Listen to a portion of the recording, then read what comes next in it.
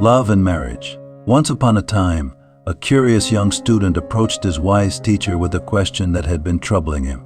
"Teacher," he asked, "what is love?" The teacher smiled and replied, "To answer your question, I have a task for you. Go to the paddy field and find the biggest paddy you can. Bring it back to me. But there is one rule: you may walk through the field only once and cannot turn back." The student eagerly agreed and set off toward the sprawling paddy field. As he entered the field, he marveled at the beauty of the golden grain swaying gently in the breeze. Soon he spotted a large and robust paddy. He thought to himself, "This one is big, but perhaps there's an even bigger one further ahead." So he walked on, passing by the first paddy. A little later he saw another that was larger, but again he hesitated. What if the next one is even better? He wondered and continued walking. Row after row, the student kept searching, his hopes pinned on finding the perfect paddy. However, as he reached the latter half of the field, he noticed that the paddies were no longer as large or impressive as the ones he had passed earlier. Panic began to creep into his heart. "Have I missed my chance?" he thought. He hurriedly looked around, but it was too late. He had already gone too far to turn back. Dejected, he returned to the teacher empty-handed. The teacher looked at him and said, "This, my dear student, is love." In life, we often search for something perfect, always thinking that there might be something better just ahead. But in that pursuit, we fail to appreciate what's already before us.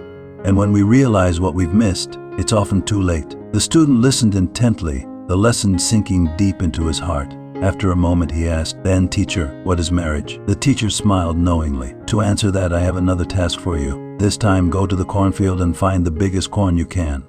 Bring it back to me. The rule is the same: you can only walk through the field once and cannot turn back." Determined not to repeat his mistake, the student set off toward the cornfield. As he walked through the rows of tall, golden stalks, he saw many large ears of corn. Each time he came across one, he paused to consider it carefully. "This one looks good," he thought. But remembering his experience in the paddy field, he decided not to be too greedy. When he reached the middle of the field, he chose a medium-sized corn that looked healthy and satisfying.